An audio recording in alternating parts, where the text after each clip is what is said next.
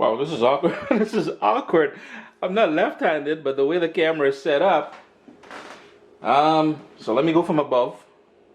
I'm just cutting through this Jamaican inspired spice bun. Just to give you guys a little. It's still hot. I'm sure you can see the steam coming out through there.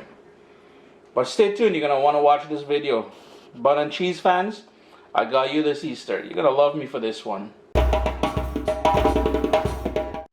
The first thing I like doing, and this is gonna be a lot different than what, if you're familiar with making these spice buns, you will notice that my take on it is a little bit different. I have a saucepan there, and the flame is not on yet, and I'm gonna go in with my Guinness.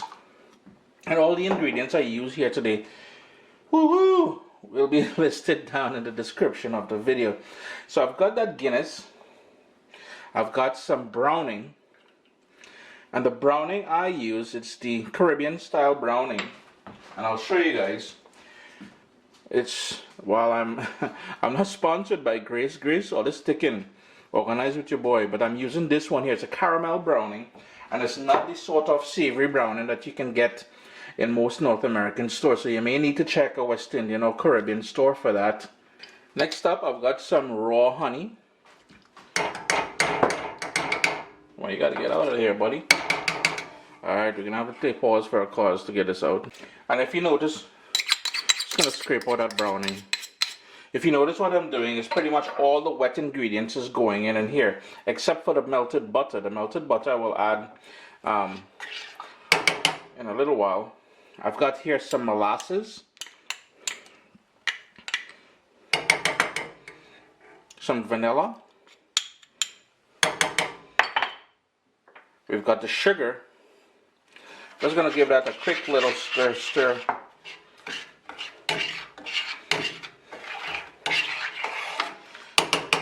Next up, I'm a huge fan of raisins. And the reason why I'm putting the raisins and everything in here is because I'm going to turn the flame on soon, bring it up to get it a bit warm.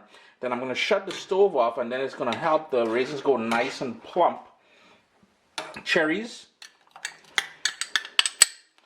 Now keep in mind, if you have questions regarding this recipe, we do recipe chit chat every Thursdays right here live on YouTube. So tune in 7 p.m. Eastern. And we've got mixed peel. Another favorite of mine. Then all we want to do is to bring that stove up to temperature here. We're going to bring this up to a simmer. Then I'm going to shut the stove off and let that sort of bloom and come together. Maybe about 15-20 minutes or so, and the raisins are going to go nice and plump and everything else. It's been about 3.5-4 minutes. And I can start seeing little bubbles on the edge there. I'm going to turn off my stove now. And I'm going to give it a stir. And I'm just going to allow that now to cool down. And to plump up those raisins. It's now time to organize the sort of dry ingredients. One thing I must mention, earlier I forgot to tell you. I'm going to go with a pinch of salt. You would have seen me use granulated sugar, which is white sugar. Traditionally, you would want to use brown sugar. I man went in the cupboard was bare, so got to use what I have, right? Starting off with cinnamon, nutmeg, allspice, and my little take on things, I like a little bit of ginger in there. So we've got the flour already in there if you're not paying attention. Got some baking powder. Just gonna give that a quick mix just to incorporate everything. And if you wanted to sift this, you can sift this just to aerate it a little bit. And I do apologize for the length of the video. It's just that I really want to explain the entire process thoroughly, that is. You can always fast forward. And if you have no patience, you can jump on somebody else's video. I ain't really fretting too much. I've got here 1 egg.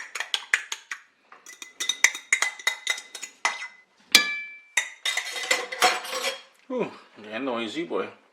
And some melted butter. I'm just gonna work that in.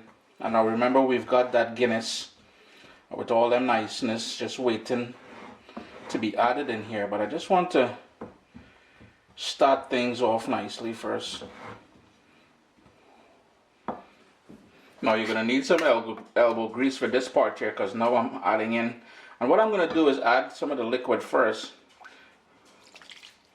in there, along with some of the dried fruit, to start working it so it's not too hard to work. But see what? Who needs to go to the gym when you can make spice bun? Joke thing, we. So I'm just going to continue adding and mixing this all together. My oven is preheating. You would have just heard it click in there. 350 degrees. So I just got to continue working this, man. It did take a few minutes of this elbow grease sitting here. It's already now incorporated nicely. If you need a bit more liquid, you can certainly go in. If you find it's too dry, you can go in with a bit more Guinness. As you can see, got a few of them left back there, but no worries about that. Last time I did a cake recipe, a sort of a bun or bread, I had someone email me on the regular to the point where she was actually cussing me that I didn't tell you the dimensions. So here we go. We've got 11 inches and we've got 5 inches, 11 by 5. So in case you're wondering, I'm gonna lightly grease it. Even though it's non-stick, I'm gonna lightly grease it and flour it, and then we're gonna pour the butter into there.